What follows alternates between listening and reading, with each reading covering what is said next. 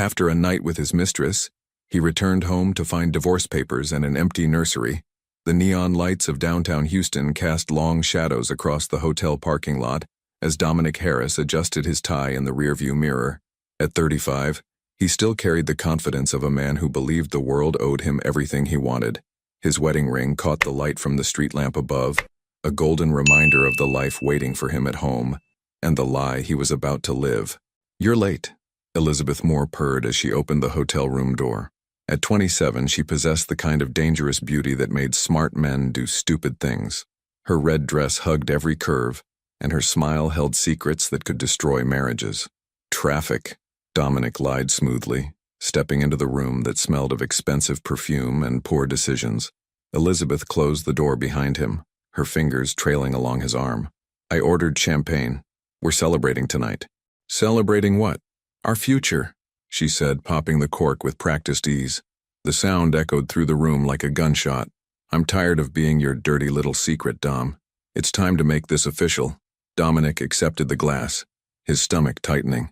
"Beth, we've talked about this. Cynthia is 8 months pregnant. I can't just—" "Can't what? Leave a woman who doesn't appreciate you?" Elizabeth moved closer, her voice dropping to a whisper. "When's the last time she looked at you the way I do? When's the last time she made you feel alive?" The truth was, Dominic couldn't remember. Cynthia had been different lately, distant, watchful, as if she was seeing something in him that he didn't want her to see. But that was pregnancy, wasn't it? Women got emotional, suspicious, difficult. "She's carrying my child," he said weakly. "And I could be carrying your next one," Elizabeth replied, raising her glass. "To new beginnings." They clinked glasses, the sound sharp and final. Meanwhile, 23 miles away in their 2-story colonial home, Cynthia Harris stood in the nursery she had spent weeks perfecting. The crib was assembled, painted a soft cream color that would work for any baby. Tiny clothes hung in the closet, organized by size. The name Oliver was painted in gentle blue letters above the changing table. At 31, Cynthia had learned to read the silences in her marriage. She knew the difference between Dominic's working late voice and his lying to your face voice. Tonight she had heard the latter. Her phone rang. Without looking at the caller ID, she knew it was him. "Hey, baby." Dominic's voice crackled through the speaker, accompanied by the sound of distant music and female laughter. "I'm going to be really late tonight. The client dinner is running long." "Which client?" Cynthia asked, her hand resting on her swollen belly. The Morrison account. You know how these things go." In the background, she heard Elizabeth's distinct laugh, bright, sharp, unmistakable. Cynthia had met her exactly once, at the company Christmas party 6 months ago. Elizabeth had shaken her hand while looking at Dominic like a cat eyeing a canary. "I made dinner," Cynthia said quietly. "Beef bourguignon. Your favorite. I know, and I'm sorry. Save me a plate, okay? I'll heat it up when I get home." Another burst of female laughter, closer this time. "Dom? Yeah? I love you." The silence stretched too long. "Love you too, babe. Gotta go." The line went dead. Cynthia stood there, phone in hand, feeling something inside her chest break open like an eggshell.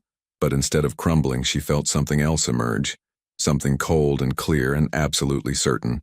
She walked to her laptop and opened her email, scrolling to a message she had saved 3 weeks ago. Attorney Rebecca Martinez, specialist in family law.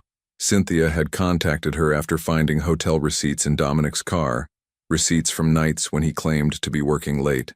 "Mrs. Harris," Rebecca had said during their confidential consultation, "I know this is difficult, but you need to be prepared. Document everything, secure your finances, protect yourself and your baby." Now, as Cynthia listened to the silence of her empty house, those words felt like prophecy.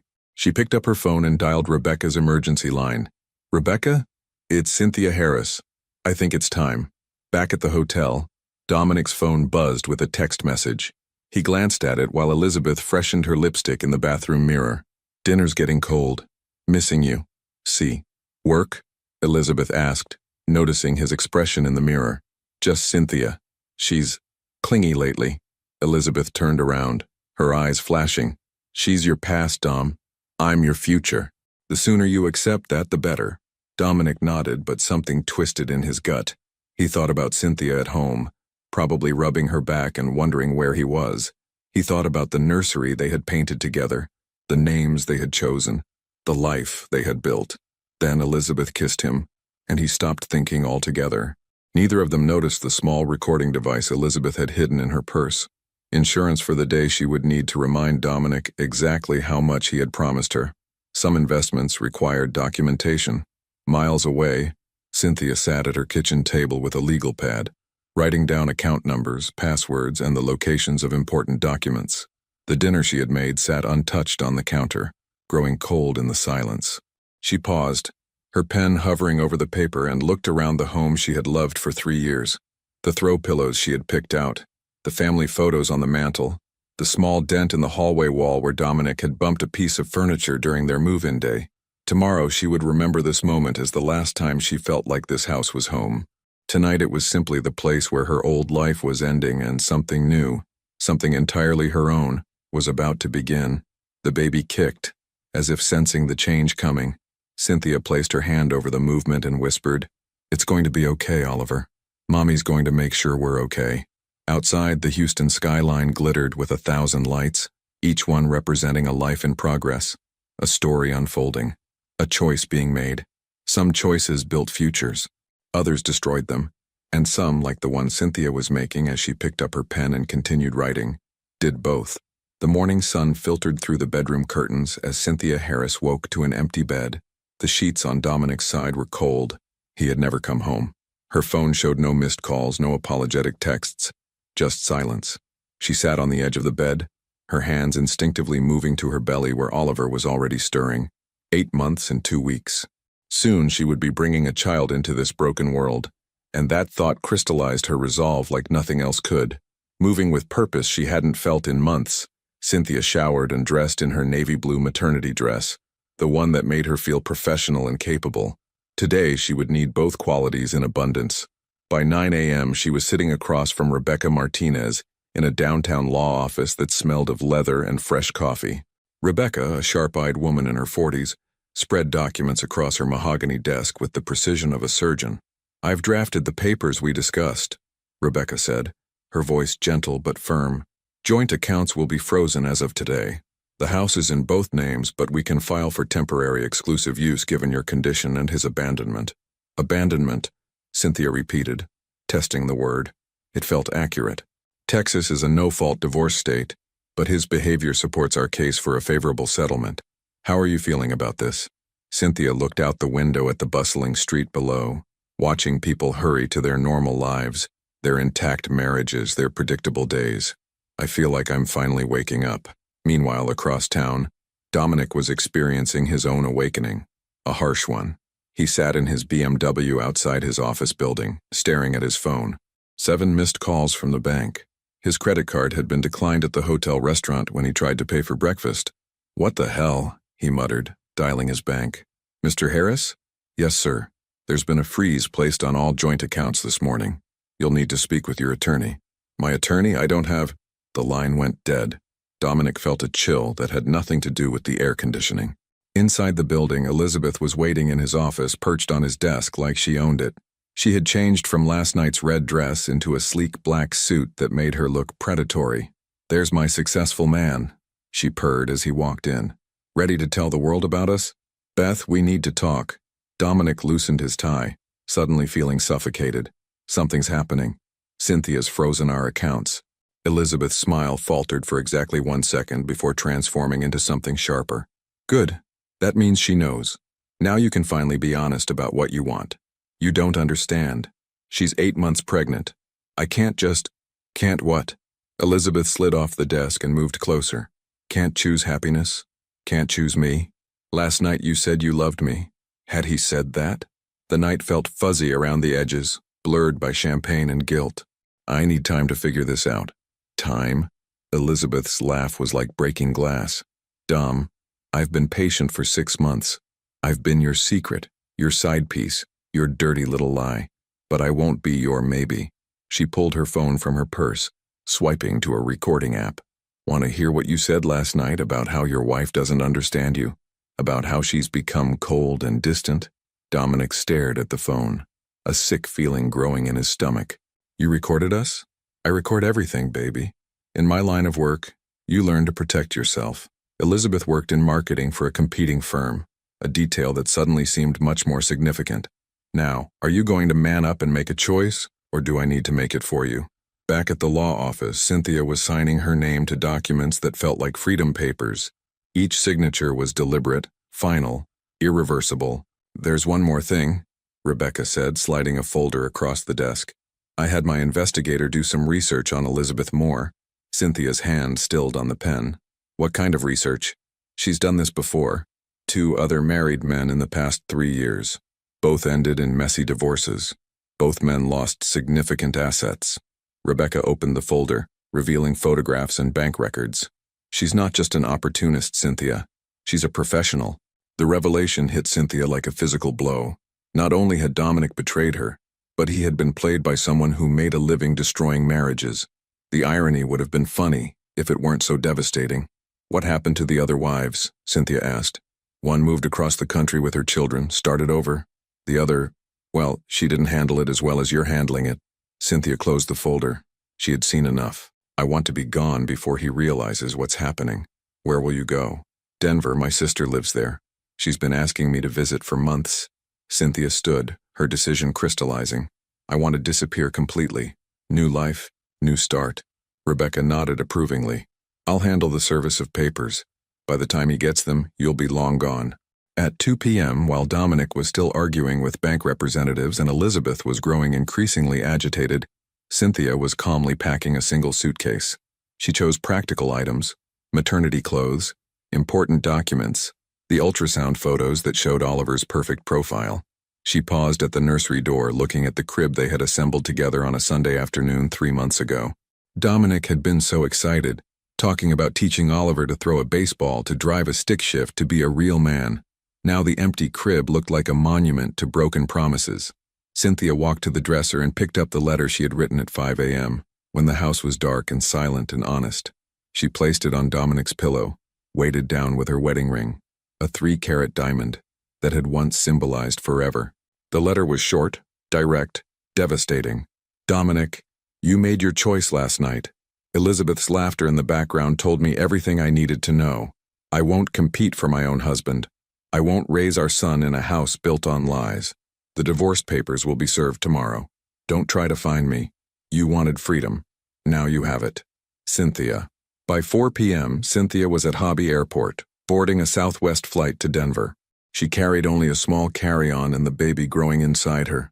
As the plane lifted off, she watched Houston shrink below her, feeling something she hadn't experienced in months. Relief. Back at his office, Dominic finally managed to speak with a bank supervisor who confirmed his worst fears. Sir, your wife has legally separated all joint assets. She's entitled to do so. You'll need to establish individual accounts going forward. Elizabeth, who had been listening to his increasingly desperate phone calls, finally spoke. This is perfect. Now there's nothing holding you back from being with me. Dominic looked at her, really looked at her, and for the first time he saw something predatory in her smile. Beth, my wife just left me. She's pregnant with my child. This isn't perfect. This is a disaster. Your wife left you because she wasn't right for you. I am. Elizabeth moved closer, but something in Dominic's expression made her stop. Don't you dare blame me for this. You're the one who came to me. You're the one who said you wanted out. I never said I wanted out. I said I was unhappy. That's different. Elizabeth's mask slipped completely. Are you seriously going to crawl back to her now? After everything? She's having my baby. So have one with me. Elizabeth's voice rose, loud enough that other office workers glanced toward Dominic's glass-walled office. I can give you everything she can't. Dominic suddenly realized that everyone could see them arguing. His colleagues, his boss, the secretary who had worked there for 20 years and knew everyone's business. By tomorrow, the entire office would know about his affair.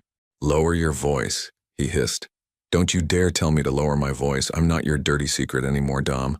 I'm your future. And if you can't see that, Elizabeth smiled, but it was sharp and cold. Well, maybe your wife wasn't the only one who needed a wake-up call. As she walked out of his office, Dominic noticed she was still holding her phone. The recording app was still running. That evening, Cynthia called her sister from her hotel room near the Denver airport. Synth? Oh my God, what's wrong? You sound... I left him, Melody. I'm in Denver. Can you pick me up? Of course. Where are you? What happened? Cynthia looked out her hotel window at the Rocky Mountains, purple in the distance. I stopped pretending that love was enough to fix what was broken. An hour later, as she hugged her sister in the hotel lobby, Cynthia felt Oliver kick strongly, as if he approved of their new direction. She had lost a husband and a home in a single day, but somehow she felt like she had finally found herself. Dominic's hand shook as he turned his key in the front door at 11:30 p.m. The house that had always welcomed him home now felt different. Too quiet, too still, like a museum after closing hours. "Cynthia?" His voice echoed through the hallway. No answer. The living room looked exactly as it always did. Her reading glasses were still folded on the coffee table next to a pregnancy book she'd been studying. The throw pillows were arranged the way she liked them. Everything was perfect and normal and completely wrong. He climbed the stairs, each step heavier than the last. "Babe, I know you're upset, but we need to talk."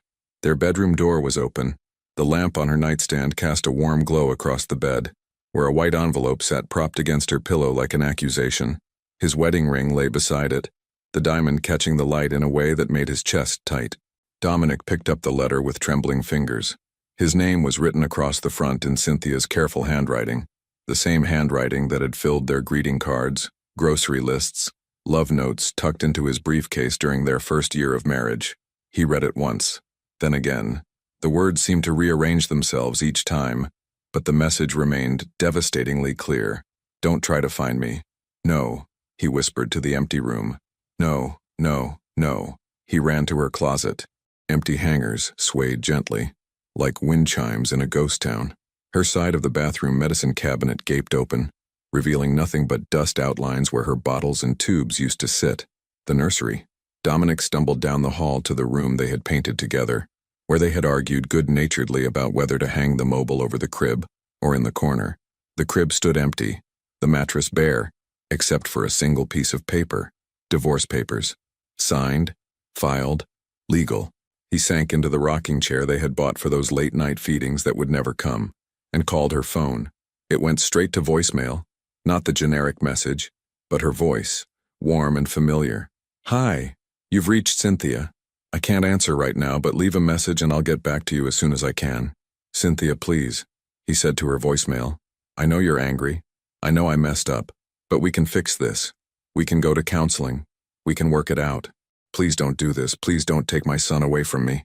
He called 5 more times. By the third call, the voicemail was full. Across town, Elizabeth was pacing her apartment, still wearing the black suit from earlier, but with her hair disheveled and her makeup smeared. She had been calling Dominic for 3 hours, and each unanswered call made her more frantic. She had invested 6 months in this relationship, 6 months of hotel rooms and secret lunches and carefully planned encounters. She had turned down other opportunities, a banker from Dallas, a real estate developer who'd been pursuing her relentlessly, because Dominic Harris was supposed to be her big score. Now his wife had outplayed them both. Elizabeth pulled out her laptop and began typing, her fingers flying across the keyboard with manic energy. "Dom, I know you're dealing with a lot right now, but we need to talk. What happened today changes everything. I'm not going away. We're in this together now, whether you like it or not. I have recordings, remember? Of everything, don't make me use them. E." She hit send, then immediately regretted the threatening tone. She needed to be smarter than this, more strategic. Her phone rang, finally, but instead of Dominic's name, the caller ID showed Marcus Williams, her ex-boss from 2 jobs ago, the married man who had left his wife for her, only to discover that Elizabeth had been documenting their affair to use against his company in a sexual harassment lawsuit. "Elizabeth." His voice was cold, formal. "Marcus, why are you calling me so late? I thought you should know. Word is getting around about you and Dominic Harris. About your pattern." Elizabeth's blood went cold. "What word?" "The wives talk to each other, Elizabeth. Cynthia Harris contacted my ex-wife, and Patricia's been in touch with other women. They're comparing notes. Patricia, wife number 2 in Elizabeth's campaign of matrimonial destruction. A soft-spoken teacher who had spiraled into depression after discovering her husband's affair, losing 30 pounds and requiring medication to sleep. "You can't prove anything," Elizabeth said, but her voice sounded weak even to herself. "I can't. But they can. Hotel receipts, restaurant bills, phone records. They've been busy." Marcus paused. You picked the wrong wife this time, Elizabeth. Cynthia Harris isn't falling apart like Patricia did. She's fighting back. The line went dead. Elizabeth stared at her phone, feeling something she rarely experienced: fear. Back at the house, Dominic was opening and closing kitchen cabinets like a man looking for proof that his life wasn't really over. The refrigerator still hummed. The coffee maker was still programmed for 6 a.m. Her favorite mug, the one that said "baby loading" with a progress bar, sat in the dishwasher waiting to be run. He found the beef bourguignon in the refrigerator covered with plastic wrap. A note was attached. "Your favorite. I made it with love. See." The irony hit him like a slap. While Cynthia was home cooking his favorite meal, he was in a hotel room with another woman, planning his future as if his wife and unborn child were nothing more than inconvenient obstacles. His phone buzzed. Elizabeth's text. Reading it, Dominic felt the last pieces of his denial crumble. She wasn't his lover. She wasn't his salvation. She was his blackmailer, and he had been too stupid and arrogant to see it. He called her back, and she answered on the first ring. "Dom? Thank God. Where have you been?" "She's gone, Elizabeth. My wife is gone. My son is gone. Are you happy now?" "I'm sorry she's gone, but I'm not sorry you're free. We can be together now." "Isn't that what we wanted?" "What we wanted?" Dominic laughed, but it sounded more like a sob. "I never wanted this. I wanted to have my cake and eat it too. I wanted to be married and single at the same time. I wanted to be a good husband and a cheating bastard simultaneously. Well, now you can just be with me. Don't you get it? I don't want to be with you. I wanted to sleep with you, but I never wanted to build a life with you. You were supposed to be temporary." The silence on the other end stretched so long that Dominic thought she had hung up. When Elizabeth finally spoke, her voice was different. Harder, colder. "Temporary," she repeated. "Interesting choice of words for someone who told me he loved me last night. I was drunk. I have it recorded. Your voice very clear, very sober, telling me that you loved me, and that your wife didn't understand you the way I did." "Elizabeth, you want to know what's temporary, Dom? Your comfortable little life, your reputation, your job. Because if you think you can use me and throw me away like I'm some kind of prostitute, you're about to learn how wrong you are. Are you threatening me? I'm educating you. See, while you were lying to your wife about working late, I was working. I was documenting everything. Every lie you told her, every promise you made me, every detail about your company's clients that you shared during our pillow talk." Dominic's mouth went dry. Had he talked about work with her? He must have. Men always talk too much after sex, especially when they were trying to impress a younger woman. "You wouldn't," he said, but even as he said it, he knew she would. "Your wife left you because she has dignity. I'm not leaving you because I don't. Which one of us do you think is more dangerous?" Elizabeth hung up, leaving Dominic alone in his kitchen, surrounded by the remnants of the life he had destroyed. He looked at the beef bourguignon again, at Cynthia's loving note, and finally understood what he had lost. Not just a wife, not just a child, but a woman who had loved him enough to cook his favorite meal while he was betraying her with someone who had been planning his destruction from the very beginning. Outside, it started to rain, one of those sudden Houston storms that came from nowhere and changed everything in minutes. The sound of water against the windows was the only sound in the empty house, washing away the last pretense that anything would ever be the same again. In Denver, Cynthia was sitting in her sister's guest room, feeling Oliver move restlessly inside her as she listened to the same storm system that was soaking Houston. She had turned off her phone after the 6th voicemail from Dominic, not ready to hear his voice break as he realized what he had lost. Tomorrow, she would start looking for an apartment. Next week, she would find a job. In a month, she would give birth to a son who would grow up knowing that his mother had chosen dignity over desperation, strength over submission. Tonight, she was simply grateful for the silence. 3 days after Cynthia's disappearance, Dominic sat in his office staring at a cup of coffee that had gone cold hours ago. His secretary, Mrs. Patterson, a grandmother who had worked at the firm longer than anyone could remember, knocked softly on his door. "Mr. Harris, your 10 o'clock is here." "Cancel it," he said without looking up. "Sir, it's Mr. Blackwell, the senior partner." Dominic's stomach dropped. Richard Blackwell didn't make courtesy visits. When the founding partner of Blackwell, Stone and Associates requested a meeting, careers either soared or ended. "Send him in." Blackwell entered with the quiet authority of a man who had built his law firm from nothing into a Houston powerhouse. At 62, he still commanded every room he walked into, his silver hair and custom suits giving him the appearance of someone who had never lost a case or made a poor decision. Dom. He sat down without being invited. We need to talk. If this is about the Morrison account, this is about Elizabeth Moore. Dominic felt his world tilt. Sir? Word travels fast in this city, especially when it involves one of my attorneys, and a woman who specializes in seducing married men. Blackwell's voice was calm, conversational, which somehow made it more terrifying. Did you know she used to work for our competitors at Morrison and Associates? The Morrison account. The client dinner. Dominic realized with sick clarity that there had never been a Morrison account. Elizabeth had used the name of a competing firm to provide him with a cover story. Richard, I can explain. Can you? Because I've spent the last 48 hours doing damage control. Your wife's attorney called our biggest client yesterday. Apparently Mrs. Harris is concerned that privileged information might have been compromised during your relationship. Dominic's mouth went dry. Cynthia called your clients? No, her attorney did. Very professionally, very discreetly. Just checking to make sure their confidentiality hadn't been breached. Blackwell leaned forward. Dom, I've known you for 8 years. I promoted you. I trusted you with my most important cases. Please tell me you didn't discuss client matters with this woman. The truth was, Dominic couldn't remember what he had discussed with Elizabeth. Those hotel room conversations were a blur of wine and ego-stroking and post-coital confessions. Had he mentioned the Peterson merger, the Rodriguez real estate deal? He honestly didn't know. I need to think. You need to resign. The words hit Dominic like a physical blow. Richard, please. My wife just left me. I'm about to be a father. I need this job, and I need to protect this firm. Your personal life has become a liability we can't afford. Blackwell's tone softened slightly.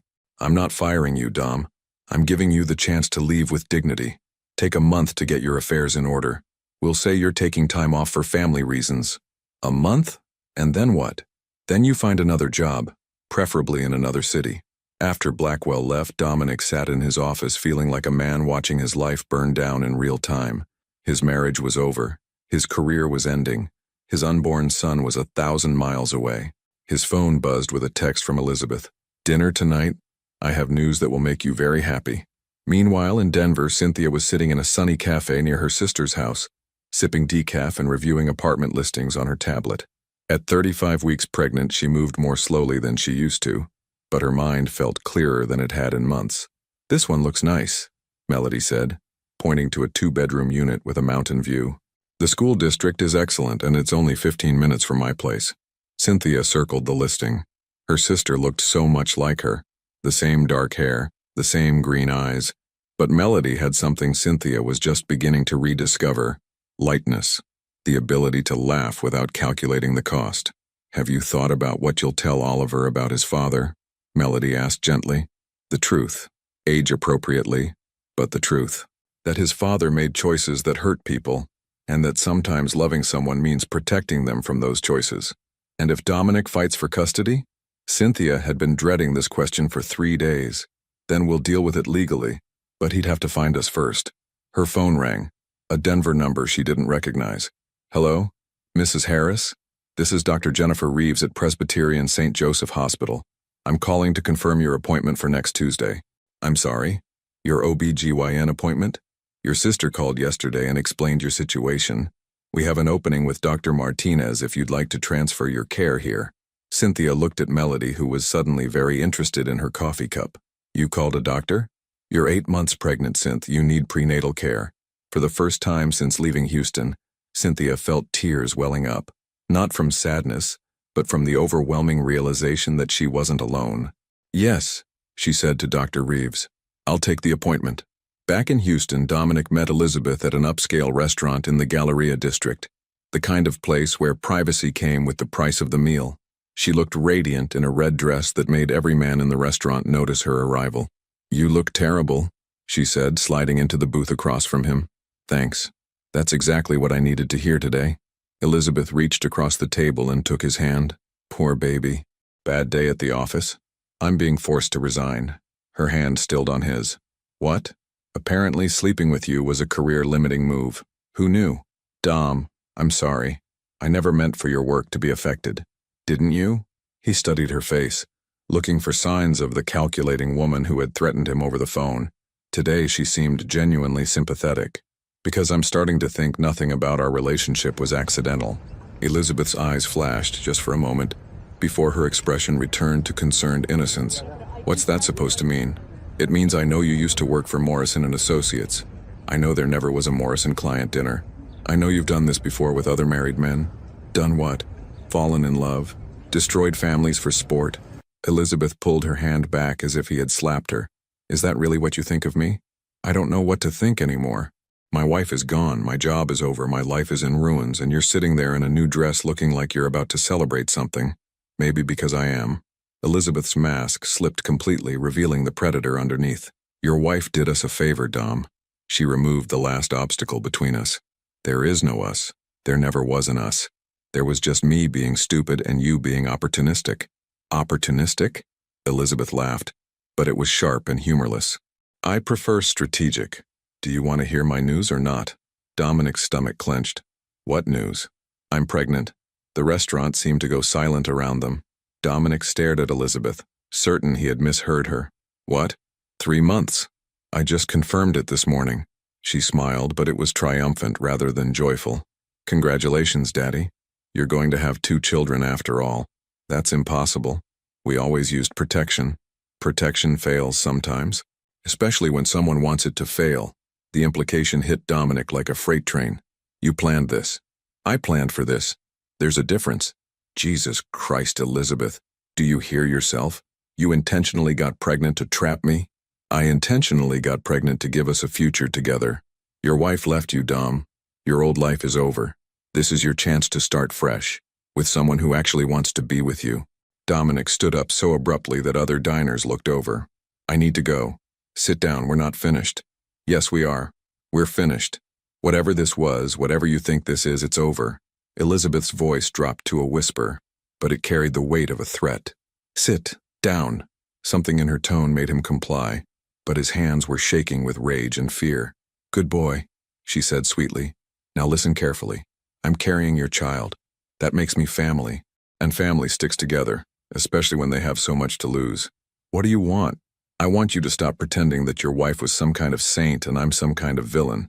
She abandoned you when you needed understanding. I stayed when things got complicated. That should tell you something about who really loves you. Dominic looked around the restaurant, at all the normal people having normal conversations about normal problems. A year ago, he had been one of them.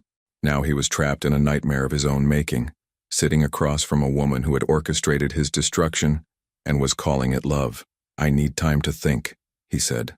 Of course you do, but don't think too long. Elizabeth stood, smoothing down her dress. I'll call you tomorrow. We have a lot to plan. She left him sitting alone with the check and the slowly dawning realization that his problems had just gotten infinitely worse. In Denver, Cynthia was unpacking her few belongings in her new apartment, a bright, airy place with a view of the mountains and a nursery that caught the morning sun. Oliver was due in 3 weeks, and for the first time in months, she felt ready to meet him. She had no idea that her ex-husband was about to become a father twice over, or that the woman who had destroyed her marriage was planning to make that destruction permanent. All she knew was that tomorrow, she would start her new job as a receptionist at a pediatric clinic, and that Oliver would grow up in a place where love was honest, and futures were built on truth rather than lies. Some endings were actually beginnings in disguise. The labor pains started at 3 a.m. on a Tuesday morning in late October. Cynthia woke in her Denver apartment to the familiar tightening sensation she had read about but never experienced. Outside her bedroom window, the first snow of the season was beginning to fall, dusting the mountains with white. Melody, she called softly to her sister, who had been sleeping on the couch for the past week, unwilling to leave Cynthia alone as her due date approached. Is it time? Melody was instantly alert, grabbing the hospital bag they had packed and repacked 3 times. I think so. Cynthia breathed through another contraction, counting the seconds the way Dr. Martinez had taught her. They're 7 minutes apart. As they drove through the quiet Denver streets, Cynthia felt a sense of completion she hadn't expected. For 8 months, she had carried Oliver while her world fell apart and rebuilt itself. Now, finally, she would meet the little person who had been her constant companion through the worst and best days of her life. Are you scared? Melody asked as they pulled into the hospital parking lot. Not anymore, Cynthia said. and realized she meant it. Meanwhile, 1,100 miles away in Houston, Dominic was experiencing his own kind of labor pains, the agony of watching his life contract around him with no relief in sight. He sat in the empty house that used to be his home, surrounded by legal documents that painted a clear picture of his financial ruin. Without his job at Blackwell, Stone and Associates, he couldn't afford the mortgage payments. The divorce settlement would claim half of everything anyway. And now, with Elizabeth's pregnancy, there would be child support for 2 children, one he desperately wanted to know, and one he wished had never been conceived. His phone rang. Elizabeth, of course. She had been calling every day for 2 weeks, alternating between sweet manipulation and veiled threats. "Good morning, baby daddy," she purred when he answered. "What do you want, Elizabeth?" "I want to know if you've thought about what we discussed, about moving in together, about being a real family." Dominic rubbed his temples. "I told you I need more time." "Time for what? To figure out how to crawl back to a wife who doesn't want you? Face it, Dom. I'm your future now. You're my mistake. There's a difference." Elizabeth's voice hardened. "Your mistake is carrying your baby. Your mistake is the mother of your child. Your mistake has recordings of every promise you made, every lie you told your wife, and every confidential detail you shared about your clients. Are you threatening me again? I'm reminding you that we're in this together, whether you like it or not." As Elizabeth hung up, Dominic felt the walls of his world closing in. He had become a prisoner of his own poor choices, and his jailer was a woman who smiled while she destroyed him. At Presbyterian St. Joseph Hospital in Denver, Cynthia was in active labor, surrounded by people who cared about her well-being rather than her utility. Dr. Martinez, a kind woman about Cynthia's age, coached her through each contraction with patience and encouragement. "You're doing beautifully," Dr. Martinez said. "I can see his head. A few more pushes and you'll meet your son." Melody held Cynthia's hand, tears streaming down her face. "He's almost here, Synth. Oliver's almost here." With a final, tremendous effort, Cynthia brought her son into the world. Oliver James Harris arrived at 2:47 p.m., weighing 6 pounds, 11 ounces, with a full head of dark hair and lungs that announced his displeasure with the cold, bright world he had just entered. "He's perfect," Dr. Martinez said, placing the squirming baby on Cynthia's chest. "Absolutely perfect." Cynthia looked down at her son, not theirs, because Dominic had forfeited his right to claim this moment, and felt a love so fierce and protective that it took her breath away. Oliver opened his eyes and seemed to look directly at her, as if he had been waiting 9 months to finally meet the woman whose heartbeat had been his lullaby. "Hello, baby," she whispered. "I'm your mama. I'm going to take such good care of you." As she held Oliver for the first time, Cynthia felt the last pieces of her old life fall away. She wasn't Dominic Harris's abandoned wife anymore. She wasn't a victim of betrayal or a woman starting over. She was Oliver's mother, and that identity filled all the empty spaces in her heart that Dominic's lies had carved out. Back in Houston, Dominic was meeting with a bankruptcy attorney named Gerald Phillips, a tired-looking man who specialized in helping people navigate financial disasters. "How bad is it?" Dominic asked, sliding a folder of documents across the desk. Phillips reviewed the papers with the clinical detachment of someone who had seen it all before. "Pretty bad. Between the divorce settlement, potential child support, and your loss of income, you're looking at liquidating most of your assets. The house will have to be sold. After the mortgage and legal fees, you might walk away with enough for a security deposit on an apartment." Dominic felt physically sick. "And my 401k? Half goes to your ex-wife as part of the settlement. The other half, well, early withdrawal penalties will eat up most of it." "Jesus." "Mr. Harris, can I ask you something? Off the record?" Dominic nodded. Was it worth it? The question hit harder than any legal document or financial projection.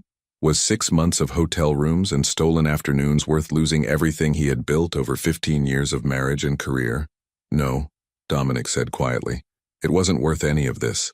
That evening, as snow continued to fall outside the Denver hospital, Cynthia sat in her private room holding Oliver while Melody took pictures with her phone. The baby was nursing peacefully, his tiny fingers wrapped around Cynthia's thumb with surprising strength. "Have you thought about what you'll tell people when they ask about his father?" Melody asked. "I'll tell them he has the only parent he needs," Cynthia said, stroking Oliver's soft hair. "Some children have 2 parents who love them. Some have 1 parent who loves them enough for 2. And some have 2 parents who are too busy destroying each other to love anyone. Do you think Dominic will try to find you?" Cynthia considered this. She had made it deliberately difficult, changed her phone number, used her maiden name on all the apartment paperwork, even gotten a post office box instead of using her real address. But determined people could always find ways to locate someone if they really wanted to. Maybe. But if he does, it will have to be through lawyers and courts and official channels. I won't make it easy for him to waltz back into our lives when it's convenient.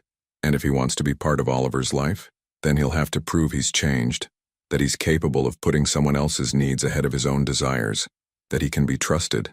Cynthia looked down at her sleeping son. And frankly, I don't think he can. Meanwhile, in Houston, Elizabeth was having dinner with her mother, Gloria Moore, at an expensive steakhouse downtown. Gloria, a sharp-eyed woman in her late 50s, had raised Elizabeth to view relationships as business transactions and men as investments with varying rates of return. "So this Harris man," Gloria said, cutting her filet with surgical precision, "he's unemployed now? Temporarily. He's very well connected in the legal community. Darling, unemployed lawyers are like unemployed actors. There are thousands of them, and most will never work again." Elizabeth shifted uncomfortably. "He'll find something. And his wife? She's definitely out of the picture?" "Completely. She moved to Colorado and filed for divorce." Gloria smiled approvingly. "Good. Wives have a way of complicating things. But tell me about his assets." "Well, there's the house, which will be sold to pay for the divorce. And his savings, which will be split with the ex-wife. And his earning potential, which is currently zero." Elizabeth realized where this conversation was heading. "Mother, I'm not a gold digger." "Of course you are, sweetheart, we all are. The only question is whether you're mining in the right location." Gloria leaned forward. "This man has cost you your reputation, your social standing, and potentially your career. What exactly has he given you in return?" "A baby." "Babies can be had from much more solvent fathers." Elizabeth felt a chill that had nothing to do with the restaurant's air conditioning. "Are you suggesting I'm suggesting you consider your options while you still have them. You're 3 months pregnant, not 3 years married. Cut your losses." That night, Elizabeth lay awake in her apartment, one hand on her still flat belly, thinking about her mother's words. She had always prided herself on being strategic, on choosing her targets carefully. But Dominic Harris was turning out to be fool's gold, shiny on the surface but worthless when subjected to pressure. Maybe it was time to cut her losses. Maybe it was time to find a man whose life she could improve rather than someone whose life she had destroyed. In Denver, Cynthia was learning to nurse Oliver in the quiet darkness of her hospital room, marveling at how quickly she had adapted to this new rhythm of need and fulfillment. Outside, the snow was still falling, covering the city in clean white silence. For the first time in almost a year, Cynthia felt genuinely hopeful about the future. She had a healthy son, a supportive family, and a job waiting for her when she was ready to return to work. She had traded a husband who betrayed her for a child who would love her unconditionally. It seemed like a very good trade. As she drifted off to sleep with Oliver in her arms, Cynthia whispered a prayer of gratitude for the courage to leave, the strength to start over, and the wisdom to know that sometimes losing everything is the only way to discover what really matters. In Houston, Dominic sat alone in his empty house, staring at his phone and wondering if he had the courage to try calling Cynthia one more time. He knew she had probably changed her number. He knew she didn't want to hear from him. But somewhere out there, his child was about to be born, and he was going to miss it because of choices that seemed increasingly incomprehensible with each passing day. He never made the call. Some moments, once lost, could never be recovered. 2 months after Oliver's birth, Cynthia had settled into the rhythm of single motherhood with a grace that surprised even her. Her Denver apartment had transformed from a temporary refuge into a real home. Baby toys scattered across the living room, tiny clothes hanging on a drying rack by the window, and the sweet scent of formula and baby powder that seemed to cling to everything.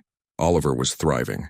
At 8 weeks old, he had already outgrown his newborn clothes and developed a personality that swung between angelic contentment and dramatic indignation when his needs weren't met immediately. Cynthia found herself talking to him constantly, narrating their daily routines as if he were the most fascinating conversationalist she'd ever encountered. "And now we're going to make breakfast," she told him as he lay in his bouncy seat, watching her move around the kitchen with serious, dark eyes that reminded her of her own father.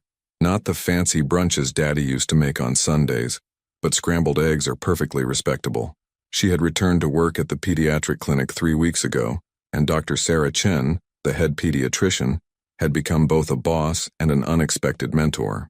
The work was satisfying in a way her previous job at the insurance company had never been. Here, she was helping parents navigate the small crises and large fears that came with raising children. "You're a natural with the anxious mothers," Dr. Chen had told her yesterday. "They trust you immediately." "Maybe because I understand what it's like to feel like you're doing everything wrong," Cynthia had replied. Now, as she prepared Oliver's morning bottle, her phone rang. She didn't recognize the Houston number, but something made her answer. "Cynthia, it's Rebecca Martinez, her attorney." Cynthia's stomach tightened. "Rebecca, is everything okay? I wanted to give you a heads up. Dominic's attorney contacted me yesterday. He's asking for information about your whereabouts." Cynthia sank into her kitchen chair, Oliver gurgling happily in his seat, oblivious to the tension that had suddenly filled the room. "What kind of information?" "Nothing specific. Just general questions about whether you're still in Texas, whether you've established residence elsewhere. I didn't provide anything, of course, but I thought you should know he's looking for you." "Why now?" "I'm not sure, but there's something else you should know. Word is getting around Houston legal circles that Dominic's in serious financial trouble. House is going into foreclosure. He's been interviewing for positions at smaller firms, the kind that handle car accidents and workers' comp claims." Cynthia felt a complicated mix of satisfaction and sadness. She had never wanted Dominic to suffer exactly. She had just wanted him to understand what he had thrown away. "Is there anything I need to do legally?" "Not unless he files for custody or visitation rights. But Cynthia, if he does find you, don't make any agreements without talking to me first. Men who have lost everything can be unpredictable." After hanging up, Cynthia looked at Oliver, who was now making soft cooing sounds at the mobile hanging above his seat. "Your daddy's looking for us, little man. But don't worry. We're not hiding. We're just living our own life now." Meanwhile, in Houston, Dominic was sitting in his car outside Elizabeth's apartment building, working up the courage to go upstairs. He hadn't seen her in 3 weeks. Not since their last disastrous dinner where she had accused him of being emotionally unavailable, and he had accused her of being completely insane. But desperation had a way of making even insane people seem reasonable. With his house in foreclosure and his savings account approaching zero, Dominic had started to think that maybe Elizabeth was right. Maybe they should be together. Maybe two broken people could somehow make one functional life. He climbed the stairs to her third-floor apartment, rehearsing what he would say. He would apologize for being distant. He would acknowledge that she was carrying his child. He would suggest they find a place together, pool their resources, try to make it work. Elizabeth answered the door wearing yoga pants and an oversized sweater, her hair pulled back in a messy bun. Without makeup, she looked younger, more vulnerable. For a moment, Dominic remembered what had attracted him to her in the first place. Not just her beauty, but the way she had seemed to see potential in him that even he didn't recognize. "Dom, what are you doing here? We need to talk." "I'm kind of busy right now." "Beth, please, I've been thinking about what you said. About us being a family. About making this work." Elizabeth's expression shifted from surprise to something that looked almost like pity. "Oh, Dom, you're about 3 weeks too late." "What do you mean?" Instead of answering, she stepped aside to let him into the apartment. That's when Dominic saw him. A man about his own age, sitting on Elizabeth's couch in an expensive suit, reading the Wall Street Journal like he belonged there. "Dominic, this is Trevor Mansfield," Elizabeth said with the casual tone she might use to introduce her mailman. "Trevor, this is Dominic Harris." Trevor stood and extended his hand with the confident smile of someone who had never doubted his place in the world. "Nice to meet you, Dom. Elizabeth's told me a lot about you." Dominic shook the man's hand automatically, his brain struggling to process what he was seeing. "I'm sorry. I don't understand." "Trevor and I met at a charity function last month," Elizabeth said, settling onto the couch next to Trevor with an intimacy that made Dominic's chest tight. "He's in private equity, specializes in tech startups." "Congratulations," Dominic said, still not understanding why he was being introduced to Elizabeth's new friend. "Dom," Elizabeth's voice was gentle, almost kind. "I'm not pregnant anymore." The words hit him like a physical blow. "What?" "I terminated the pregnancy 3 weeks ago." Dominic stared at her, certain he had misheard. "You... what?" "I made a choice. About my future. About what kind of life I wanted to build. And that life doesn't include being tied to someone who's lost everything. You killed our baby. I ended a pregnancy that would have been a mistake for both of us." Elizabeth's voice remained calm, reasonable. You have nothing to offer a child, Dom. No job, no money, no prospects. I couldn't bring a baby into that kind of instability. Trevor cleared his throat.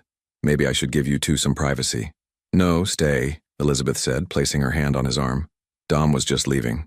Dominic looked back and forth between them, finally understanding the full scope of his situation. Elizabeth hadn't just ended their relationship, she had erased it completely, as if the past 8 months had been nothing more than a temporary inconvenience. So that's it, he said. You're just moving on? I'm moving up, Elizabeth corrected. There's a difference. What about everything you said? About loving me? About us having a future together? Elizabeth exchanged a look with Trevor, who was watching this exchange with the detached interest of someone observing a mildly entertaining drama. Dom, I did care about you, in my way, but caring about someone doesn't mean accepting their limitations forever. Their limitations? You had a wife, a job, a life. I thought I could improve all of those things for you, but when your wife left and you lost your job, Elizabeth shrugged. Well, it turned out there wasn't much left to improve. The casual cruelty of her words left Dominic speechless. This was the woman he had thrown away his marriage for, the woman he had believed loved him enough to build a life together. Get out, he said quietly. Dom, get out of here. Now, before I say something I'll regret. Elizabeth stood, smoothing down her sweater. There's no need to be dramatic. We had some good times together, let's leave it at that. Good times? Dominic felt something break open inside his chest. Not his heart, which had already been thoroughly destroyed, but something deeper. His sense of reality, maybe. His understanding of human nature. You destroyed my marriage. You cost me my job. You threatened to blackmail me. And now you're telling me it was all just good times? I didn't force you to cheat on your wife, Elizabeth said, her voice finally showing some heat. I didn't make you share confidential information. You did those things because you wanted to, because you thought you deserved more than what you had. I deserved better than you. Trevor stood up, his friendly demeanor evaporating. I think it's time for you to leave, buddy. Dominic looked at this stranger, this well-dressed, successful man who represented everything Elizabeth really wanted, and felt the last of his illusions crumble. He had never been Elizabeth's lover. He had been her placeholder, keeping her entertained while she waited for someone better to come along. You're welcome to her, Dominic told Trevor, but watch your back, and maybe don't share any business secrets over pillow talk. He left them standing in the living room together, walking down the stairs and out into the Houston heat that felt suffocating after the air-conditioned apartment. In his car, he sat for a long time, not sure where to go or what to do next. Elizabeth was gone. The baby was gone. His marriage was gone. His job was gone. His house would be gone within a month. For the first time since this nightmare began, Dominic found himself thinking not about what he had lost, but about what he had thrown away. Cynthia, who had loved him despite his flaws, the child she was carrying who would have been born by now, the quiet happiness of a life built on something real, rather than the cheap excitement of something stolen. He pulled out his phone and dialed information. Denver, Colorado. I need a number for Cynthia Harris. I'm sorry, sir, but that number is unlisted. Of course it was. Cynthia wasn't stupid. She had protected herself and their child from exactly this moment. The moment when he would realize what he had lost and come crawling back. That evening, as Dominic sat in his empty house eating takeout Chinese food and trying to figure out how to rebuild a life from nothing, Cynthia was giving Oliver his evening bath in her cheerful Denver bathroom. The baby loved bath time, kicking his legs and smiling at the warm water. Your daddy probably knows about you by now, she told Oliver as she gently washed his hair, and someday, he might try to find us. But you know what? By then you'll be so loved and secure that it won't matter what he wants. You'll know where you belong. Oliver gurgled and reached for a floating rubber duck, his chubby fingers grasping at the yellow toy with determined concentration. That's right, baby boy. Keep reaching for what makes you happy. That's the most important thing Mama can teach you. Outside, the Denver winter was crisp and clean, full of possibility. Inside, Cynthia's small apartment was warm with the kind of love that could only exist when it was freely given and gratefully received. Some stories ended with grand gestures and dramatic reconciliations. This one was ending with quiet contentment and the simple pleasure of a mother and child discovering each other, one small moment at a time. It was, Cynthia thought as she wrapped Oliver in a soft towel, exactly the ending they both deserved. 6 months had passed since Dominic's humiliating encounter at Elizabeth's apartment, and the ripple effects of their affair had spread through Houston's legal community like wildfire.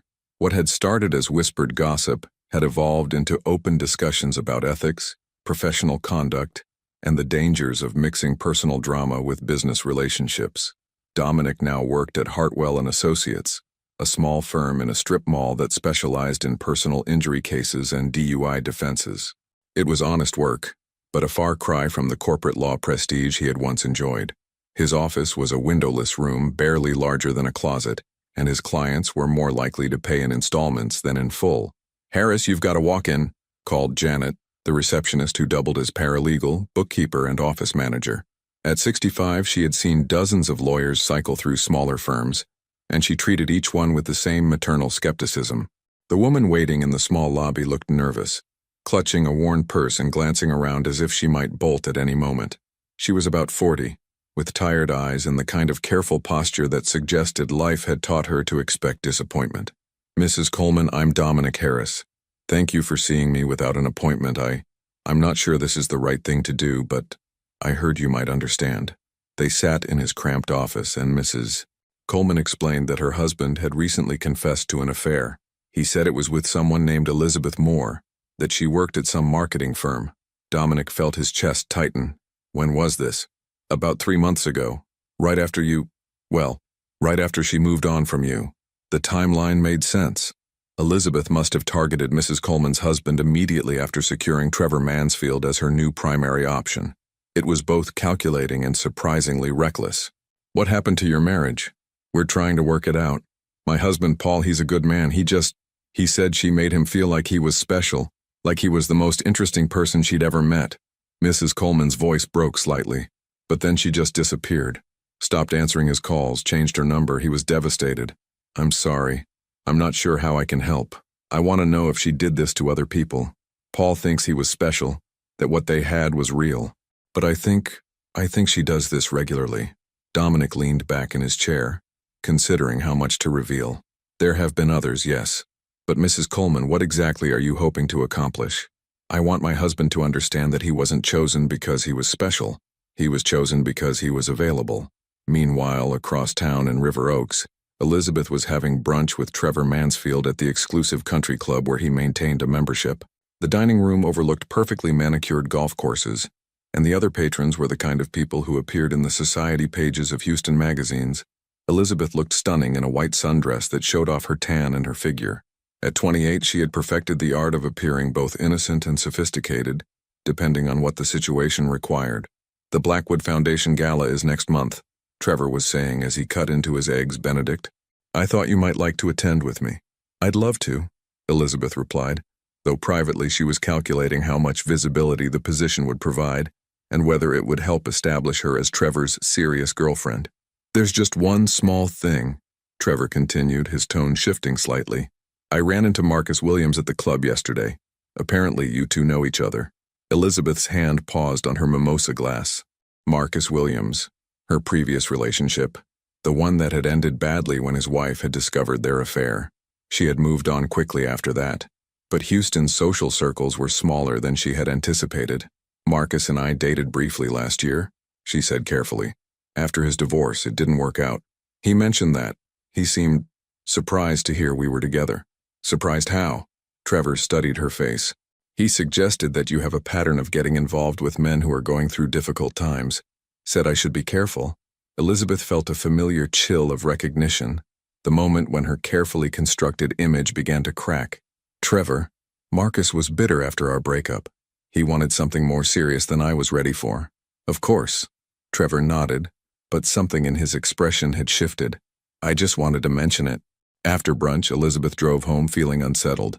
Houston was supposed to be a big enough city to avoid these kinds of complications, but the upper-class social circles she targeted were surprisingly interconnected. She called her mother as soon as she got to her apartment. "There's a complication," she said when Gloria answered. "What kind of complication?" "Trevor's friends are starting to talk about my dating history." "Which friends?" "Marcus Williams, for one, and probably others." Gloria was quiet for a moment. "Elizabeth, how many men in Houston's business community have you been involved with?" "It's not that many. 4, maybe 5. "In how long?" 3 years. Sweetheart. Even in a city the size of Houston, that's enough to create a reputation. Elizabeth sank onto her couch, the weight of her choices finally becoming clear. She had been so focused on individual relationships that she hadn't considered the cumulative effect of her pattern. What do I do? You have 2 choices. You can try to marry Trevor quickly before the gossip gets worse, or you can cut your losses and start fresh somewhere else. I don't want to start over again. Then you'd better hope Trevor values what you bring to his life more than he values what his friends think. In Denver, Cynthia was enjoying the kind of ordinary Saturday afternoon that had once seemed boring, but now felt like a luxury. Oliver, now 8 months old, was sitting in his high chair, systematically demolishing a banana while she cleaned the breakfast dishes. Her phone rang, a Houston number she didn't recognize. Hello? Cynthia, this is Janet Coleman. I got your number from, well, it's complicated, but I think we have something in common. I'm sorry, I don't understand. My husband had an affair with Elizabeth Moore. I heard that your ex-husband, that she was involved in your divorce too. Cynthia sat down heavily at her kitchen table. Mrs. Coleman, I'm not sure what you're hoping to accomplish. I just want to understand. Was she planning this? Did she target married men deliberately? I think she did what felt right for her at the time, Cynthia said carefully. But Mrs. Coleman, I've moved on from all of that. I have a new life now. I'm trying to move on too. But my husband keeps talking about her like she was the love of his life, like their connection was special. Cynthia looked at Oliver, who was happily making a mess with his breakfast, and felt a wave of gratitude for the distance she had put between herself and all that drama. Mrs. Coleman, the best thing you can do is focus on your marriage, not on her. Whatever Elizabeth is or isn't, whatever she did or didn't plan, none of that matters as much as whether you and your husband can rebuild trust. Do you think that's possible? After something like this? I think every marriage is different. Mine couldn't survive it, but that doesn't mean yours can't. After hanging up, Cynthia lifted Oliver from his high chair and carried him to the sink to clean his sticky fingers. He babbled happily as she washed his hands, his chubby legs kicking with excitement. The phone call had been a reminder of the life she had left behind, the complicated web of hurt and betrayal and second-guessing that came with trying to understand why people made the choices they made. But understanding wasn't the same as healing, and sometimes the most powerful thing you could do was simply refuse to let someone else's choices define your future. Back in Houston, Elizabeth was discovering that reputation was like credit, easy to damage and hard to repair. Over the next few weeks, she noticed subtle changes in how people responded to her. Invitations that didn't come, conversations that stopped when she approached, the kind of social freeze-out that happened slowly and then all at once. Trevor was still seeing her, but less frequently. Their conversations had become more careful, more polite. The easy intimacy they had shared was being replaced by the kind of formal politeness that signaled the beginning of the end. Elizabeth realized with growing panic that she had made a critical error. She had been so focused on managing individual relationships that she had forgotten that all relationships existed within a larger social context. Houston's business and social elite were a community, and communities had long memories for the people who disrupted them. For the first time in her adult life, Elizabeth was facing the real possibility that her actions might have permanent consequences.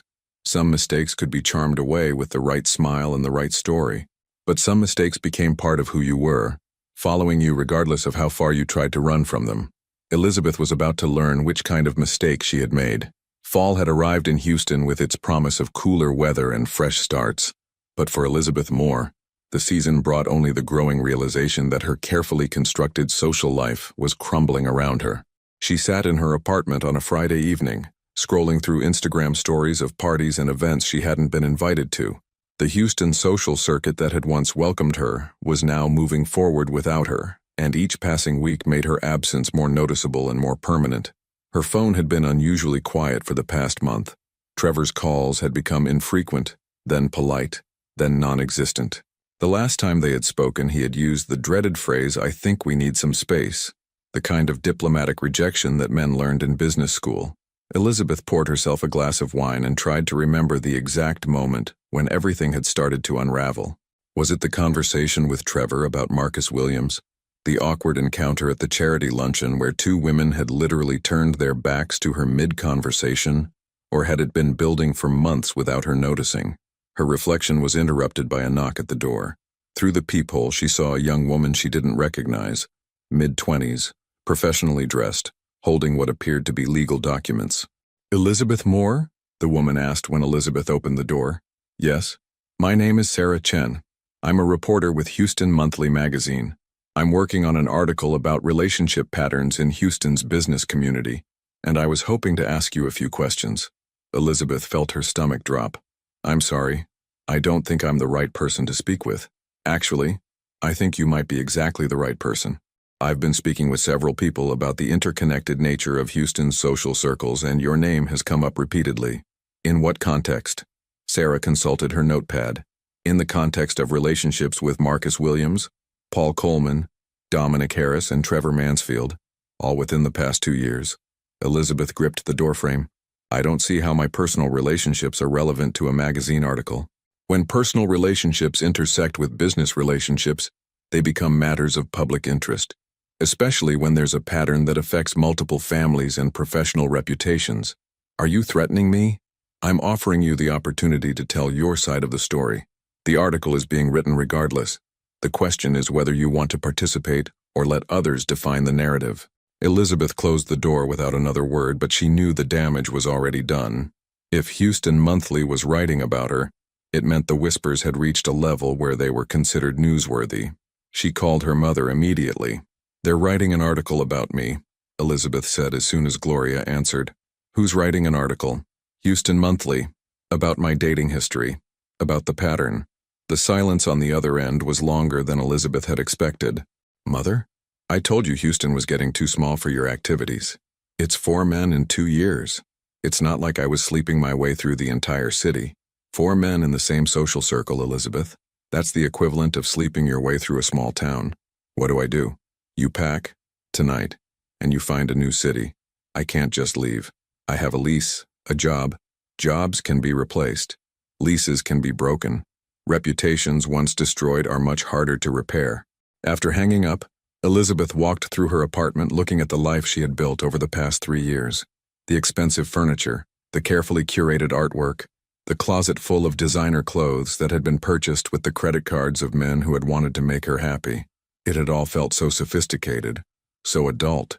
She had convinced herself that she was simply taking advantage of opportunities that presented themselves. Men wanted to spoil her. Why shouldn't she let them? If their marriages were unhappy, wasn't she providing a service by giving them excitement and attention? But looking at her empty Friday night, her silent phone, and the prospect of packing up her life to start over in a new city, Elizabeth began to understand the true cost of her choices. Meanwhile, in Denver, Cynthia was experiencing her own Friday evening, but hers was filled with the comfortable chaos of single motherhood. Oliver, now 10 months old, was pulling himself up on furniture and babbling in the language that only he understood. The apartment was scattered with toys, and Cynthia's hair was slightly disheveled from a day spent chasing after an increasingly mobile baby. She was heating up leftover soup for dinner when her phone rang. Dr. Chen from the clinic. "Cynthia, I hope I'm not calling too late." "Not at all. Is everything okay?" "I have some news. Doctor, Martinez is retiring next month and we're looking to expand our patient services. I was wondering if you'd be interested in training as a medical assistant. It would mean more money and more responsibility." Cynthia looked around her small apartment at the life she had built from nothing. A year and a half ago, she had been a pregnant woman fleeing a broken marriage with no clear plan for the future. Now she was being offered a career opportunity based on her own merit and hard work. "I would love that," she said. "Excellent. We can start your training next week. There is one thing, though. You'd need to update your emergency contact information for HR purposes. Currently, we just have your sister listed. That's fine. Melody can stay as my contact. And for Oliver, we'll need someone local listed as his emergency contact as well, in case something happens to you." The question made Cynthia pause. In Houston, Dominic would have been the obvious choice.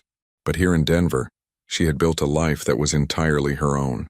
Melody lived an hour away, which wasn't practical for emergencies. "Can I think about it and get back to you?" "Of course. There's no rush." That evening, as Cynthia gave Oliver his bath, she reflected on how completely their lives had changed. In Houston, she had been part of a couple, part of a marriage, part of a social structure that had defined her identity. Here she was simply herself, Oliver's mother, a valued employee, a neighbor who helped the elderly woman downstairs with her groceries. "You know what, baby boy?" she said, as Oliver splashed happily in the warm water. Sometimes starting over is the best thing that can happen to you, even when you don't choose it. Oliver gurgled and reached for his floating toys, his dark eyes bright with simple joy. He had no memory of the house in Houston, the father who had never held him, or the marriage that had ended before he was born. For him, this apartment, this life, this version of his mother was all he had ever known. It was enough, more than enough. Back in Houston, Dominic was working late at the small law firm, reviewing case files for a car accident lawsuit that would probably settle out of court for a modest sum. The work was honest but uninspiring, and the cases rarely involved more than basic paperwork and phone calls. His phone rang. His mother, calling from San Antonio. "Dom, I just wanted to check on you. It's been a while since we talked." "I'm fine, Mom. Just working." "And how are things? With the job situation?" Dominic's parents knew about the divorce, but he had never told them the specific reasons why Cynthia had left or how he had lost his position at Blackwell Stone and Associates. As far as they knew, the marriage had simply grown apart, and his career change had been voluntary. "The job is fine. Different from what I was doing before, but fine." "And have you heard from Cynthia? About the baby?" This was the question Dominic had been dreading. His mother had been excited about becoming a grandmother, and explaining Oliver's absence from their lives required admitting to failures he wasn't ready to discuss. "Cynthia and we're not in contact right now, Mom." "What does that mean?" "Dominic, that's your son. I know what he is." "Then why aren't you fighting for him?" "Because I destroyed my marriage for a woman who didn't even want me," Dominic thought but didn't say. "Because I made choices that can't be undone, and Cynthia has every right to protect herself and our son from the mess I created." "It's complicated," he said instead.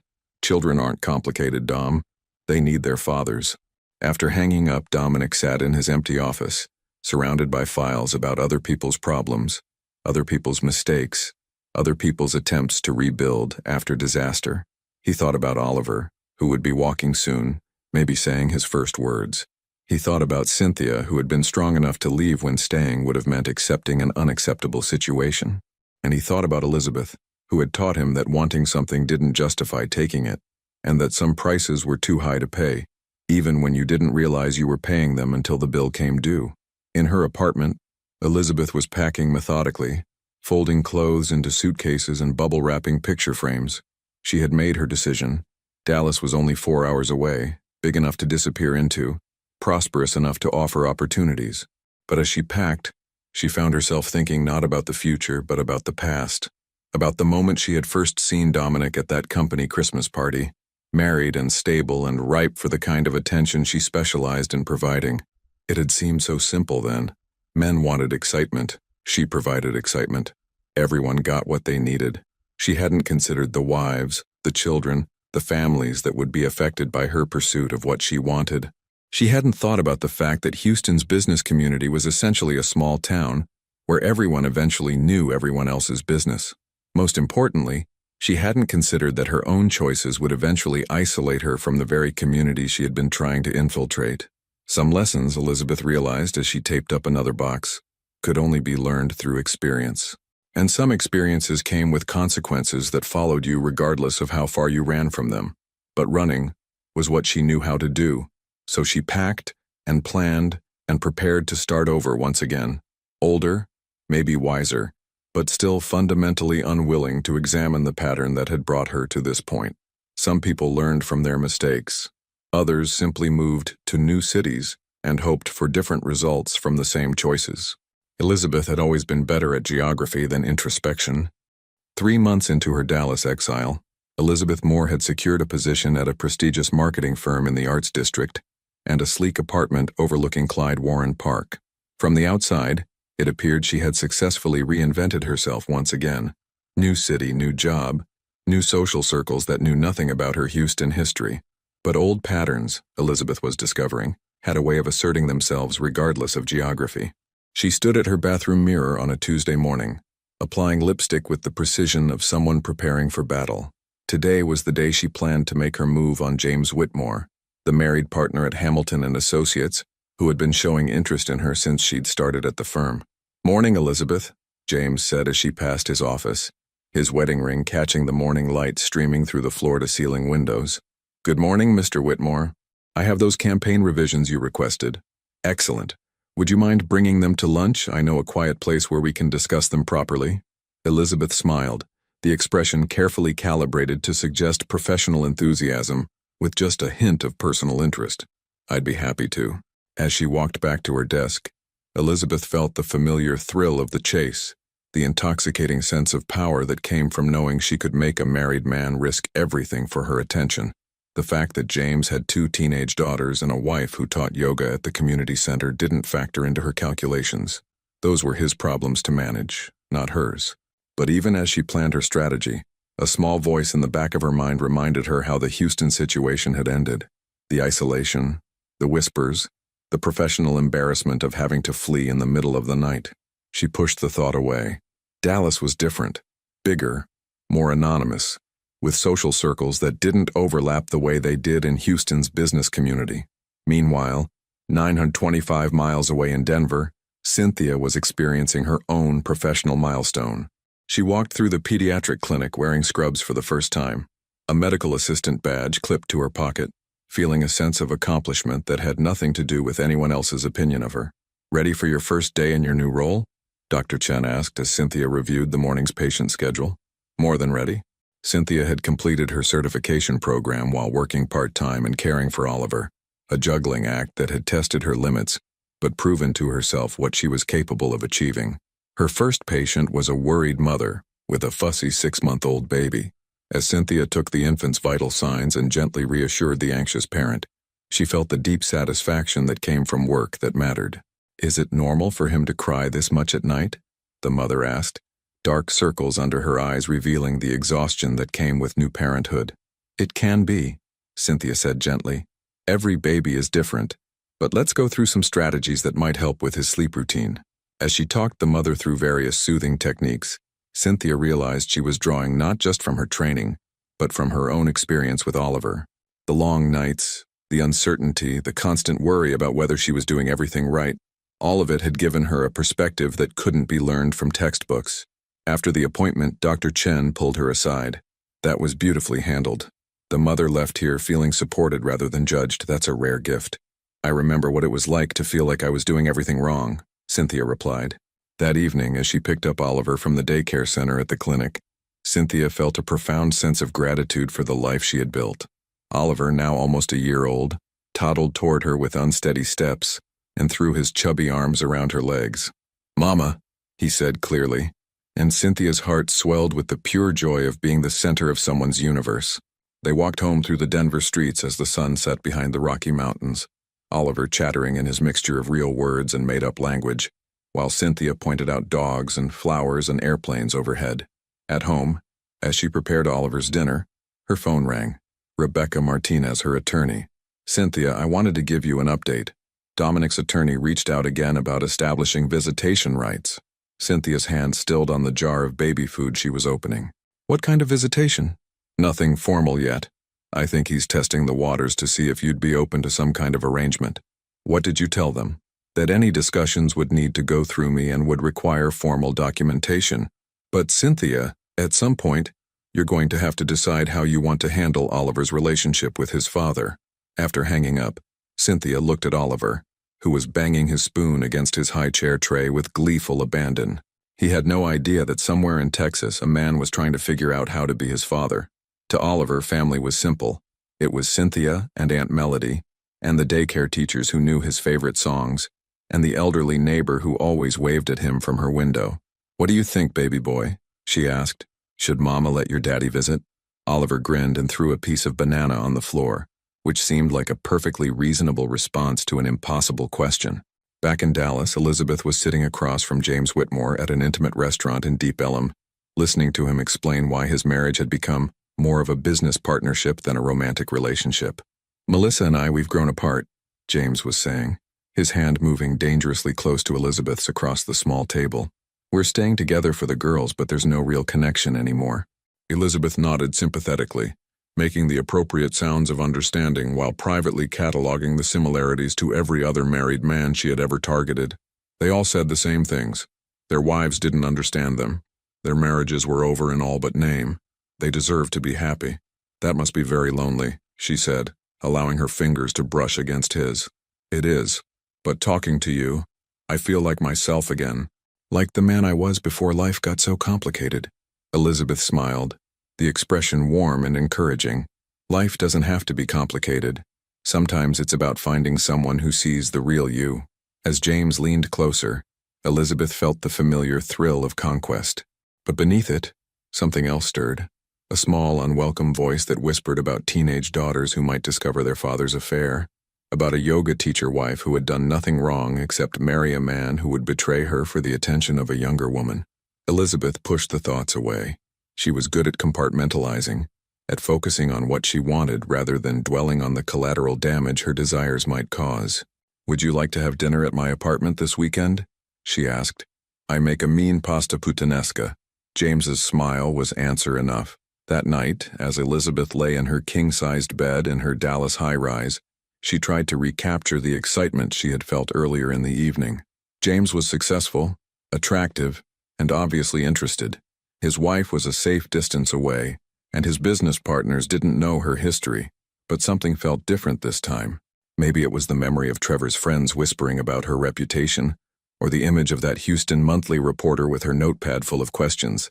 Maybe it was the realization that even in a new city, she was making the same choices that had led to her exile from Houston. Or maybe for the first time in her adult life, Elizabeth was beginning to understand that getting what she wanted wasn't the same thing as being happy. In Denver, Cynthia was reading Oliver a bedtime story about a little bear who got lost in the woods, but found his way home by following the North Star. As Oliver's breathing deepened into sleep, she reflected on the strange parallels between the story and her own life. She had gotten lost in a way, lost in a marriage that wasn't working, lost in trying to be the perfect wife to a man who didn't value what she offered. But like the little bear in the story, she had found her way to something better by following her own internal compass toward dignity and independence. Tomorrow she would consider Rebecca's question about Dominic's visitation request. She would weigh Oliver's potential need for a father against the risk of disrupting the peaceful life they had built together. But tonight, as she listened to her son's steady breathing and looked out at the Denver skyline twinkling in the distance, Cynthia felt the deep contentment that came from knowing she had chosen courage over convenience, uncertainty over settling for less than she deserved. Some stories ended with reconciliation and forgiveness. Others ended with new beginnings and the quiet satisfaction of a life built on your own terms.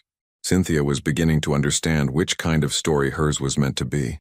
Meanwhile, in his small Houston apartment, Dominic sat at his kitchen table with a legal pad, trying to draft a letter to the son he had never met.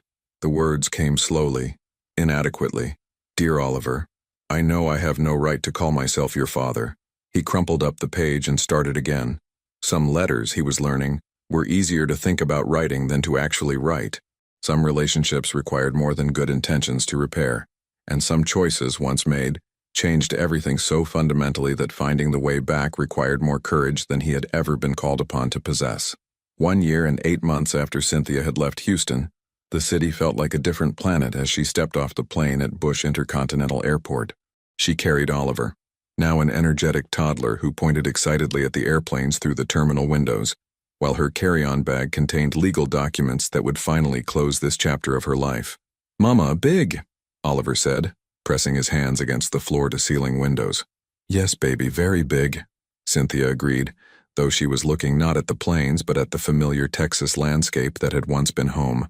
Rebecca Martinez met them at baggage claim, embracing Cynthia warmly before kneeling to Oliver's level. "This must be the famous Oliver," Rebecca said. "He looks just like you." Oliver hid behind Cynthia's legs, suddenly shy in the presence of a stranger.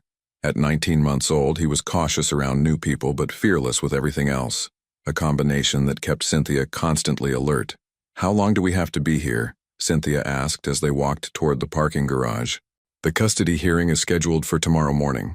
Judge Patterson is efficient, shouldn't take more than an hour. After that, you're free to go back to Denver. And Dominic will be there?" His attorney says yes. "Cynthia, are you prepared for this? Seeing him again?" Cynthia looked down at Oliver, who was now making airplane noises while clutching his small stuffed elephant. This confident, curious little boy was proof of everything she had accomplished since leaving Houston. He was healthy, happy, and secure in his knowledge that he was loved completely. "I'm ready," she said, and meant it. That evening, In a downtown hotel room, Cynthia gave Oliver his bath while he played with travel-sized toys and babbled about the big birds they had seen at the airport. The routine was the same as it was every night in Denver. The same songs, the same silly voices she made while washing his hair, the same story about the little bear who found his way home. Consistency, she had learned, was one of the greatest gifts she could give him. Meanwhile, across town in his small apartment, Dominic was laying out his only remaining suit and trying to prepare himself for tomorrow's hearing. He hadn't seen Cynthia since the morning he had left for that final hotel room with Elizabeth, and he had never seen Oliver except in his imagination. His attorney, David Kim, had been honest about their chances. She's established a stable life in Colorado. He's never seen you. The judge is going to need compelling reasons to disrupt that arrangement. He's my son. Biology isn't enough anymore, Dominic. Parenting is about consistency, stability, and the child's best interests. What can you offer that he isn't already getting? Dominic had struggled to answer that question.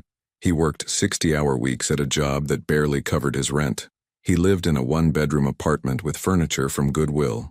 He had no support system, no family nearby, no evidence that he could provide better care than what Oliver was already receiving. But he was the boy's father. That had to count for something. Across Dallas, Elizabeth was having dinner with James Whitmore at her apartment. The same pasta puttanesca she had promised weeks earlier. James had told his wife he was working late on a merger, a lie that came easier to him with each repetition. The girls will be at their mother's this weekend, James was saying as he refilled their wine glasses. We could drive up to my lake house, finally have some uninterrupted time together. Elizabeth smiled and nodded, but her attention kept drifting. Earlier that day, she had received a LinkedIn message from a former Houston colleague, mentioning that the Houston Monthly article about relationship patterns in the business community had been published. Her name wasn't mentioned specifically, but anyone who knew the details would understand exactly who the article was discussing. Elizabeth, did you hear what I said? Sorry, yes. The lake house sounds wonderful. But even as she said it, Elizabeth felt a familiar restlessness. The thrill of the pursuit was fading, replaced by the mundane reality of maintaining an affair with a man who talked constantly about his problems, but showed no real intention of solving them. James's phone buzzed, and he glanced at it with the guilty expression of someone who knew he should ignore it, but couldn't resist checking. It's Melissa, he said. The girls are fighting about something. I should probably, of course, take it. As James stepped onto the balcony to call his wife, Elizabeth looked around her perfectly appointed apartment and wondered when winning had started to feel so much like losing. The next morning, the Travis County family court was surprisingly small and informal. Cynthia sat with Rebecca at one table while Dominic and his attorney occupied another. The distance between them felt both vast and insignificant. They were close enough to make eye contact but separated by choices that couldn't be undone. Oliver sat on Cynthia's lap, occasionally babbling or pointing at the ceiling fan that fascinated him. He was dressed in a tiny collared shirt and khakis that made him look impossibly grown up and heartbreakingly young at the same time. Judge Patricia Patterson, a woman in her 60s with kind eyes and no-nonsense demeanor, reviewed the case files before looking up. This is a petition for visitation rights filed by Mr. Dominic Harris regarding his biological son, Oliver James Harris. Mrs. Harris, you're not contesting paternity? No, Your Honor, Cynthia said quietly. And Mr. Harris, you're seeking what specific arrangement? Dominic's attorney stood. Your Honor, my client is seeking reasonable visitation rights, potentially beginning with supervised visits that could evolve into overnight stays as the child becomes more comfortable. Mrs. Harris, what is your position? Rebecca stood. Your Honor, my client is not opposed to Mr. Harris having a relationship with his son, but she has serious concerns about disrupting the child's established routine and stability. Judge Patterson looked at Oliver, who was now trying to grab the water pitcher on the table. How old is the child? 19 months, Your Honor, Cynthia answered. And Mr. Harris, how much time have you spent with your son? None, Your Honor, Dominic said quietly. By choice or circumstance? Dominic glanced at Cynthia, then back at the judge. Your Honor, when my wife left Houston, she didn't tell me where she was going. I've been trying to establish contact through legal channels. Mrs. Harris, why did you relocate without informing Mr. Harris of your whereabouts? Cynthia stood, Oliver still in her arms. Your Honor, my marriage ended due to my husband's infidelity. I was 8 months pregnant when I discovered his affair, and I felt that the best thing for my unborn child was to establish a stable environment away from that situation. And you felt that required complete separation from the father? I felt it required protecting myself and my child from further emotional harm, yes. Judge Patterson made notes, then looked at both parties. Mr. Harris, what has changed in your life since your son was born that makes you believe you're prepared to be a consistent presence in his life? Dominic looked at Oliver, who was now reaching toward a shaft of sunlight streaming through the courtroom windows. The boy's dark eyes, so much like Cynthia's, held no recognition, no awareness that the man across the room was supposed to mean something to him. Your Honor, I've learned from my mistakes. I understand now what I lost, what I threw away. I want the chance to be the father he deserves. And Mrs. Harris, what are your specific concerns about visitation? Cynthia took a breath, choosing her words carefully. Your Honor, Oliver has never known any parent except me. He has routines, attachments, and a stable environment in Colorado. I'm not opposed to Mr. Harris having a relationship with him, but I think any arrangement needs to prioritize Oliver's emotional security over anyone else's desires. Judge Patterson nodded thoughtfully. Mr. Harris, where do you currently live? Houston, Your Honor. I have an apartment and a steady job. 1-bedroom apartment, Rebecca interjected. No space for a child to stay overnight. And Mrs. Harris, you live in Denver? Yes, Your Honor. I have a 2-bedroom apartment, stable employment, and a support system that includes my sister and the daycare staff at my workplace. The judge looked at Oliver again, who was now playing peekaboo with Cynthia's hair, giggling each time his face disappeared and reappeared. I'm going to order supervised visitation to begin in 6 months, Judge Patterson said finally. Mr. Harris, this will give you time to establish appropriate housing and demonstrate consistency. Mrs. Harris, this will give you time to prepare Oliver for the concept of having a father figure in his life. She looked sternly at both parents. This child's welfare is my only concern. I don't care about your marriage, your divorce, or your hurt feelings. I care about what's best for Oliver. You'll work with a family counselor to develop an appropriate introduction schedule, and we'll reconvene in 1 year to assess how the arrangement is working. As they left the courthouse, Cynthia felt a complex mixture of relief and apprehension. 6 months would give her time to prepare Oliver gradually, but it also meant that the clean separation she had maintained was ending. Are you okay? Rebecca asked as they reached the parking lot. I think so. It's fair. Difficult, but fair. Behind them, Dominic watched as Cynthia buckled Oliver into a car seat, a routine so natural and practiced that it highlighted how absent he had been from every moment of his son's life. Oliver looked back through the car window as they drove away, not at Dominic, but at the interesting shadows the buildings made on the pavement. To him, the man standing in the courthouse parking lot was just another stranger in a world full of strangers. Dominic understood with sudden clarity that fatherhood wasn't something that could be claimed. It had to be earned day by day, moment by moment, through the kind of consistent love and attention that he had never learned to give. 6 months later in Denver, Cynthia was preparing Oliver for his first supervised visit with Dominic. She had worked with a child psychologist to introduce the concept gradually, reading books about fathers, showing Oliver pictures, talking about the man who lived far away but wanted to meet him. Daddy, Oliver said, pointing to a photo that Cynthia had printed from Facebook. That's right, baby. Daddy is coming to visit you today. Oliver studied the picture with the serious concentration he applied to everything new. At 2 years old, he was talking in complete sentences and had developed strong opinions about everything from which socks to wear to whether dinosaurs were better than trains. Daddy nice? He asked. Daddy is trying to be nice, Cynthia said carefully. The meeting took place at a family center in downtown Denver, with a social worker present to ensure Oliver's comfort. Dominic had flown in the night before and spent the morning walking around the city, marveling at the mountains that surrounded his son's new home.